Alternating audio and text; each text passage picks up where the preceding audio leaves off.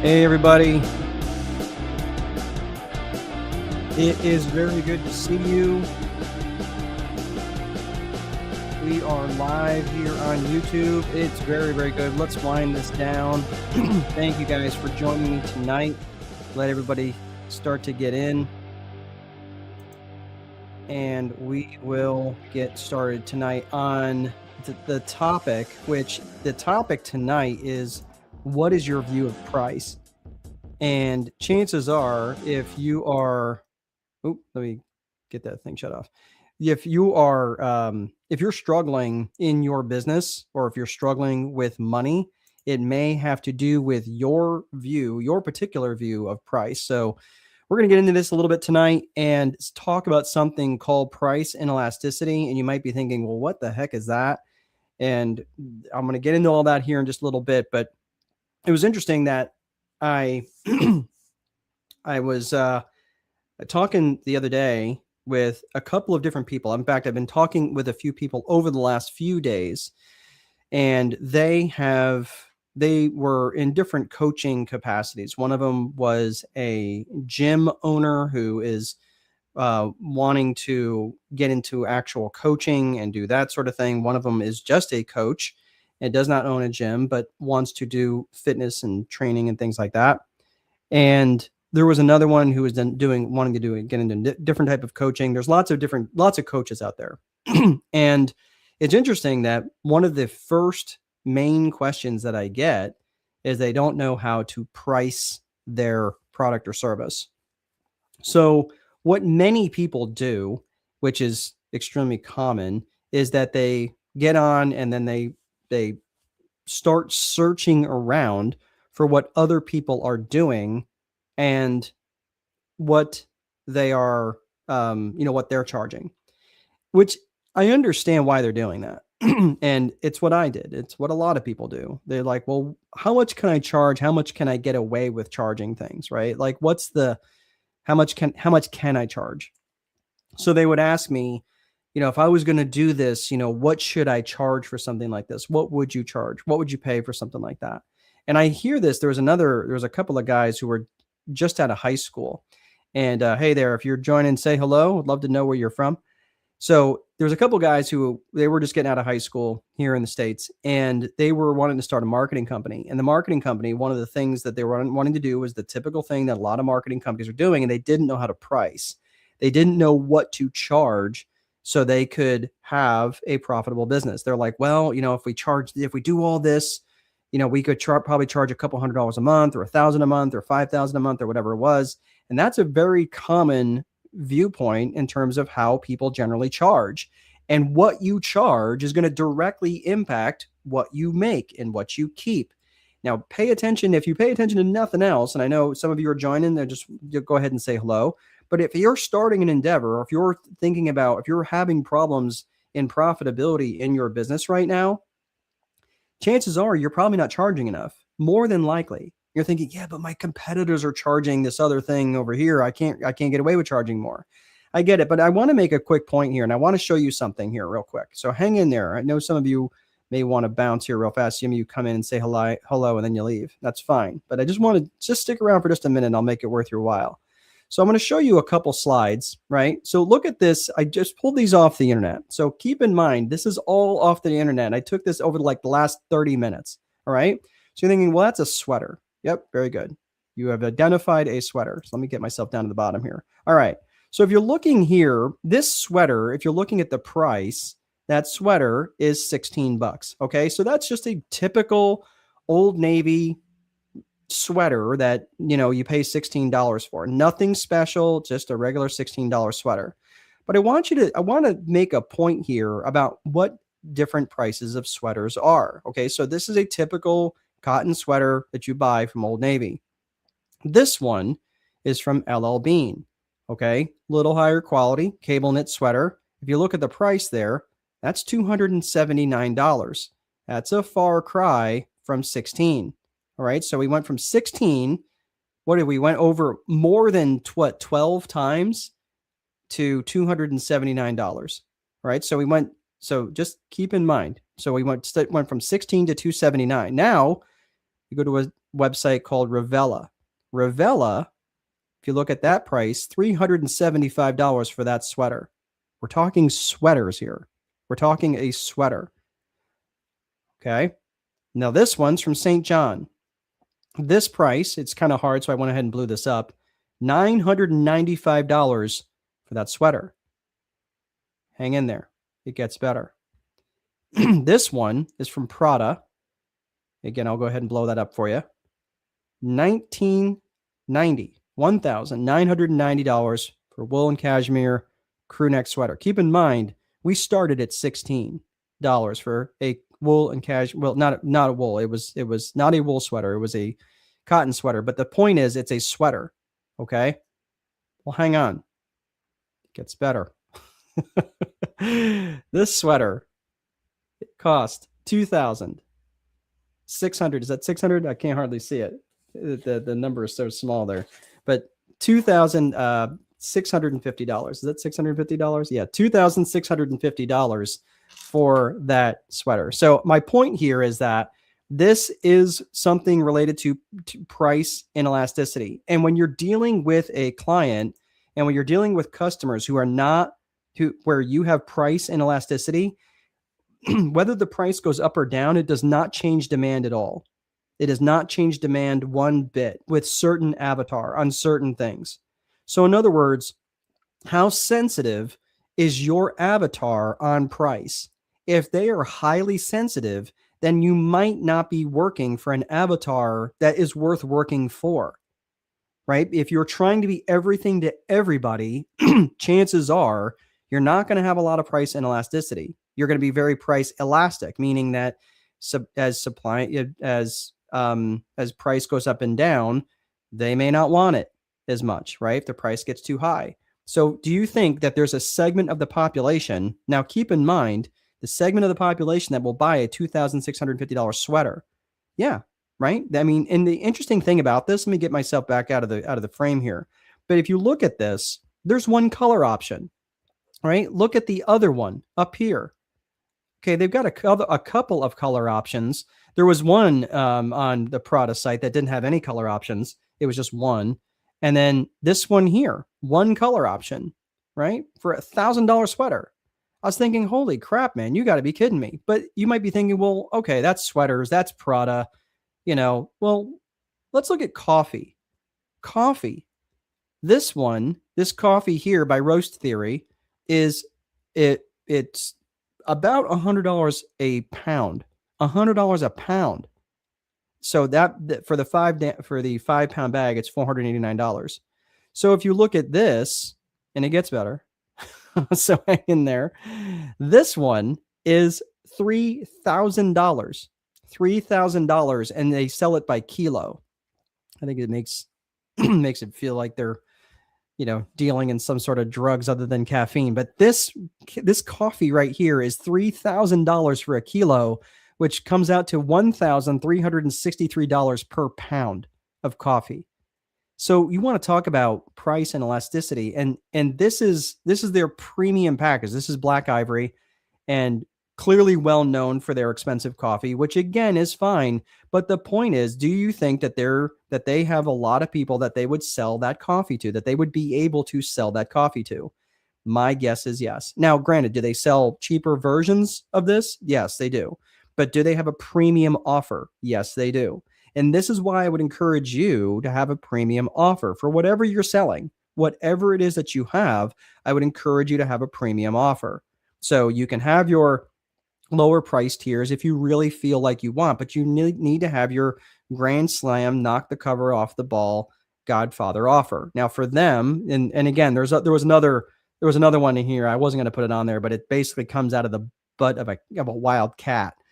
I'm sure I'll let you research it. That's a true story. And that's not as expensive as this though. Like this is $3,000 for a kilo, which again, like I said, is about $1,300 a pound.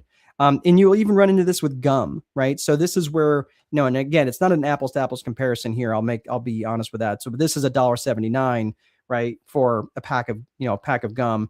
And then you got gum here, which is $30, right, for a pack. Now, granted, this one's NeuroGum. It's got different things, and it's got, caffeine and L-theanine and all these things. But my point is, though, is that people are willing to pay more because these companies have done a really good job of differentiating their offering.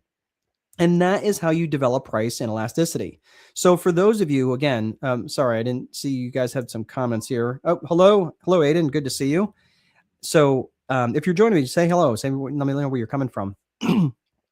So this is really important to think about if you want price and elasticity, and if you're struggling with having money, or if you're struggling in your relationship with money, it's important that you start normalizing yourself to things like this. Now, would I ever buy a $3,000 sweater? Me, no. I don't find value in that. Have I paid a ridiculous amount of money for other things in my life? Yeah, I have. I paid a lot of money for coins. You know why? Because I like coins. I like collecting them. There's an inherent value to them. I've also spent a fair amount of money, probably more than most, on firearms. I'm a gun guy. That's what I do, right? Spent a lot of money on books, and I buy good quality books. I'm not looking to buy trash. I don't mind spending if I get a good quality, decent book for, if I can get a used book, sometimes I'll get that, but save a little bit of money. But I have a really extensive book collection. I've got a really extensive gun collection. I've got a really extensive coin collection. Those things are important to me, right? So I don't have a problem spending that kind of money because that's where I put my discretionary money. For other people, there's probably things like that for you. Some of you will absolutely not spend anything less than what you buy for a Starbucks coffee. You're like, nope, I have no problem paying $8 every morning for a coffee. It's not what I would spend my money on. And the chances are there are plenty of things like that for you in your life, right? You go to the grocery store and you look at the Bare aspirin, and again, this is about price and elasticity. This is about you pricing things. This is about your relationship with money. This is about your relationship with price. This is important. If you're going to own a business and you have a problem with price, that's going to come across in your sales and your product offering when you're offering someone something and you don't believe in the price. It's just the way it is. It's just the way it works. So you got to think about that when you are putting together your product offering, because it's going to show up that way. It just is, right? So I know some of you are joining me here late. Thanks for joining. I'm going to go ahead and put the link up to the school community for those of you who are interested. I cover topics like this for free inside the school community, but if you're interested in actually taking a walk through your specific business and really unpacking that and getting into a community where people are interested in growing their businesses, and you want to be around other entrepreneurs and other business owners, you can hit the school community. I just put the link in there, and I'll also make sure the link is in the show notes as well. So this is about price and elasticity. And the interesting thing about this is when you go back and you scroll back through these and you start looking at different things about what different things cost, and whether you're buying whether you're buying an expensive gold watch, or you're buying an expensive bag of coffee, or whatever the thing is that is interesting to you, by educating yourself to the value of these high dollar items, you're desensitizing yourself to price. And that's an important skill. And you might think, well, how is that a skill? It's a skill because a lot of people would look at this $2,600 sweater and go, there's no way ever I could imagine anybody needing to buy a $2,600 sweater. It's not for you to decide. Somebody took the risk, put this up there. The materials probably cost 1/15 of that, if at best, right? It might be a decent sweater. It might hang different. The seams probably are triple stitched and all the different things, right? It's probably a high quality wool and cashmere, crew neck sweater. You can't wash the darn thing. You've got to hand wash it at best. Probably have to get it dry clean. Total pain in the neck to own. But you know what? It's a $2,600 sweater. I'm not telling anybody that they shouldn't have it. If they want to spend their money on that, they should. And there's probably people who have a closet full of these types of sweaters. You know why? Because they have no problem spending their money on that, and they would have no problem spending that kind of money with you if you were differentiated. Do you think that Prada differentiates themselves among a certain avatar? Yes, Prada differentiates themselves among a certain avatar group, and that is how they're able to charge $2,600 or $2,650 for a sweater, right? Again, does it attract me? Am I their avatar? No. Now, this is also women's sweater, and I don't wear women's sweaters, but I don't really wear sweaters. But my point is, you can find high dollar things anywhere. Just go to a search engine, pick your favorite search engine, and type in what's an expensive pair of jeans. You can find jeans for $4,000 and $5,000. There's a market for it. And someone was brave enough to go out and say, okay, cool. This is what I want to do. I'm going to go ahead and show that there's, there's a demand for this type of thing. You like say, okay, cool, right? I'm gonna do this thing, and I'm gonna show that there's a demand for this $4,000 and $5,000 sweater, and you'd say, cool, that's what I want. I want it, and someone is going to feel super important because they have a $4,000 or $5,000 pair of jeans while wearing a $2,650 sweater with probably a $500 belt and a $1,000 pair of shoes, right? For them, that's important. For me, that's not important. For me, I would spend my money and look at different things in other ways. So this is my point around all of this is developing price and elasticity with your avatar and with the people that you most want to work with. And why is this important? Because where you price, especially when you start out, has a lot to do with where you wind up. And if you're trying to compete on price, and a lot of times what ends up happening is people will set the price. They'll say, okay, my price is $1,000 for this product or $1,000 for this widget. And then what do? Well, because volume doesn't come in, right? They're not casting enough lines in the water. They're not throwing enough nets out in the water. They're not chumming the water up with bait, right? They're not attracting enough leads. What's the first inclination? Their first inclination is to offer a discount. So now discounting in a way is sort of competing on price. So you start offering 20% off and 30% off and and Black Friday sales and these offers and that offers. This year, I didn't do any sort of offering like that.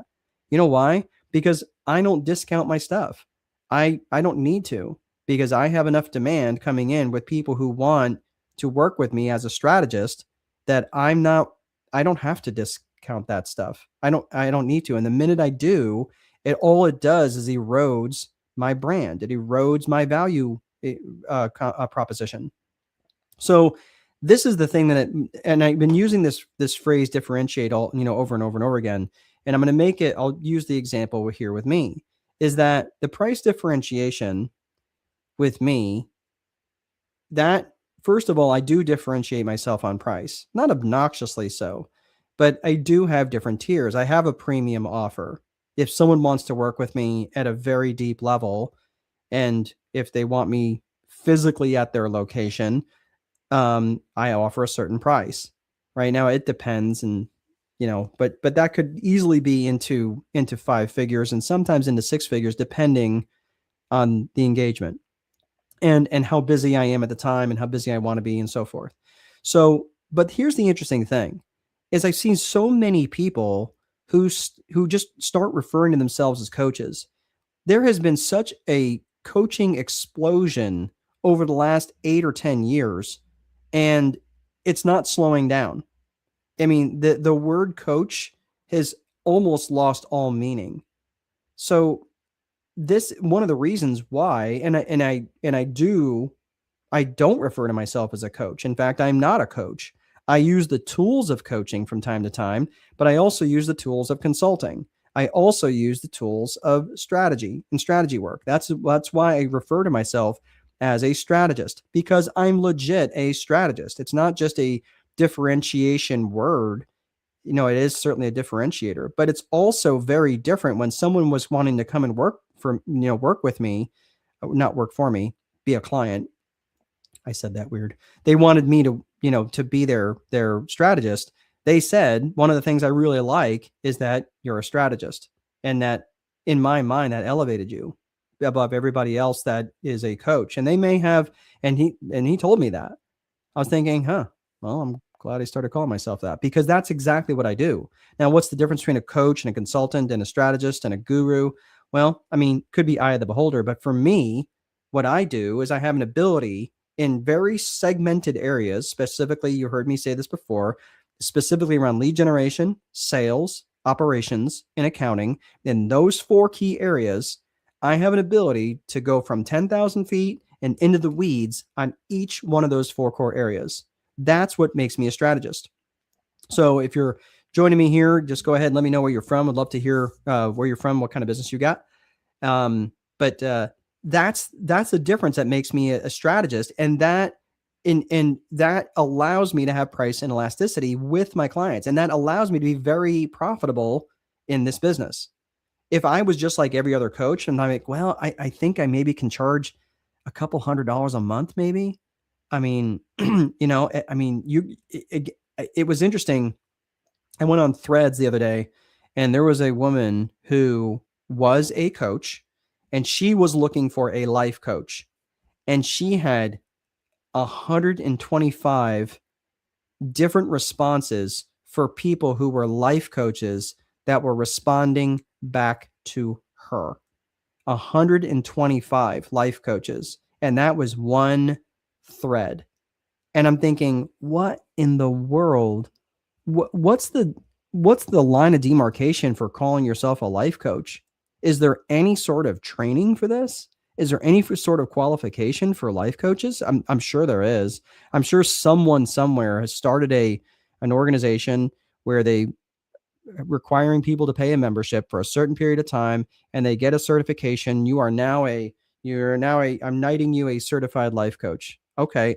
I can guarantee it. And I'm guarantee there's probably more than a dozen of those, but there's no convening body in terms of life coaching. I mean, it's all organizational. It's all company based. It's not organizational. There's no convening body around that I would know about. I mean, if I'm wrong, please let me know in the comments.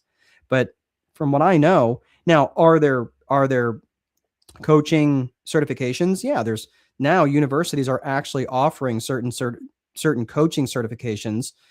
I'm in a PhD program for industrial and organizational psychology, and they have a consulting component that you can go after, and they have a coaching component that you can go after.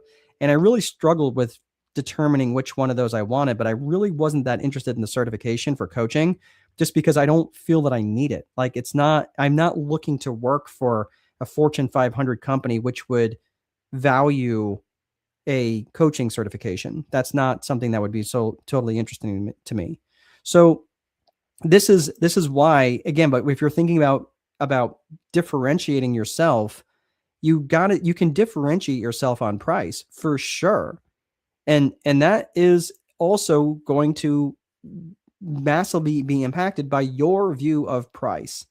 Because if your view of price is, well, I'll give you a great example, and then we'll put the fries in the bag on this particular video. It was interesting that I needed a new keyboard for this laptop. I can't really show it, but it's got the space bar of all things stopped working. So I needed to replace the keyboard, and it was actually kind of easy once I figured out what things I needed to take out. I had to flip it over and take out 9,000 little screws and pull some different things out, but I got it all out, and it was not hard once I knew what to do. So just popped off the thing and swapped it out, blah, blah, blah. So, but what I had to figure out was, I had to go buy, was this keyboard available? So I went on eBay, found it, and the pricing for the keyboard, now we're just talking about the keys, right? The keyboard itself, I was looking up and down, and the price for the keyboard was $16 US, $16. And I was like, $16? That, and it's a lighted keyboard. My other one was not lighted, which was total pain in the neck, right? But this one is lighted. And I was like, oh, so I'm getting a better value, and it's only $16. So what do you think I did? I didn't buy it right away. I didn't trust the price. And I was like, let me look around. Let me see if there's something else that's out there. There were others that were like $50. And I was like, well, I don't want to overpay on something just for the sake of overpaying. And I looked at, again, I'm looking at price. and now, because the price was so low on the keyboard, I'm questioning its value. I'm questioning if it's really worth it or not. So I'm like, okay, well, let's figure that out.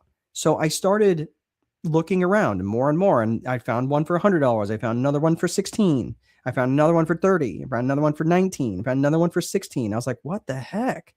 Right? So what do you think I did? I bought the $16 one, with the best number of sales and reviews and so forth. So that was the thing, though.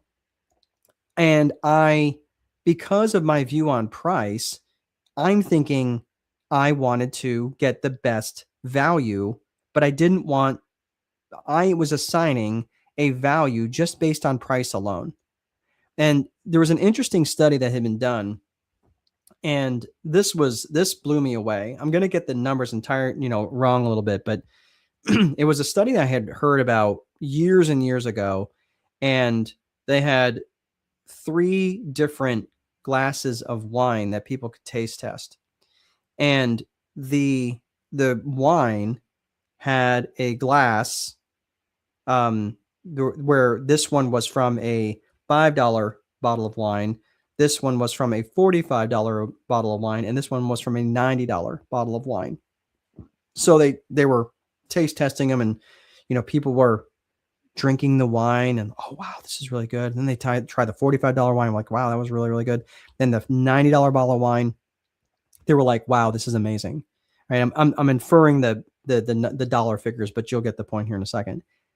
By a factor of like 10, people valued the $90 bottle of wine, glass of wine, as tasting better, was smoother, had a better smell. Everybody loved the more expensive glass. And the interesting thing is that the wine all came from the same bottle. It was all a $10 bottle of wine. So the interesting thing is that because it's natural for us to place a certain value on something that costs more dollars, wouldn't your ideal avatar also do the same for your product or service? So it's important that you market to yourself and make sure you don't ever do anything that's ever going to erode the confidence that your avatar will have in your product or service. You're not going to offer coupons for your premium service. You're not going to ever discount your premium service. You're never going to, not your premium service. Maybe there's other things that you use for lead magnets.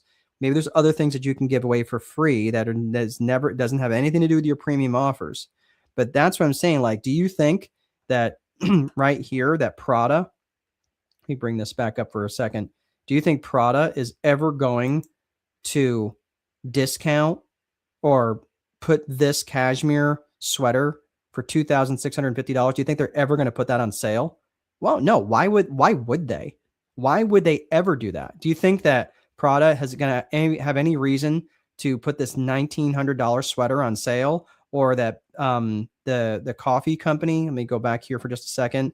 That's the $500 bag, but this one for $3,000. Do you think they have any reason at all to discount or offer a coupon for that premium offer? No, they don't have a reason to. Why would they? So if they did, it would only hurt the brand. So now here's one thing they will do. They will, because this makes sense, they will discount for volume. So is this the same price to buy to buy a kilo versus buying, say, a pound? No, because they're buying more, they're saving on shipping, they're going to get it to you, and they can discount it based on volume. That makes sense. That's logical because they're not shipping multiple shipments over multiple times. So it does save money. It does. I mean, that's makes sense. That's how Costco works, right? You buy like a pallet of toilet paper and save some money, right? So that's the thing that makes sense here in this particular case. But to discount at wholesale, to run a 20% sale for Black Friday, that makes no sense. That would only erode their brand. That would only hurt them. So there's no reason for them to do it. So I'm going to land the plane here. Thanks for those of you who stuck around and joined me. Again, if you are interested, I went ahead and put the link in the notes. And again, also up here, right there is the, this is really hard to do. Right there is the QR code for the, I guess it doesn't show on the vertical one, but if you are interested in the school community, I went ahead and put that in the links in the comments, and I'll also make sure that that's in the description as well. So thanks for sticking around. Have a great rest of your evening, and I'll see you guys next time.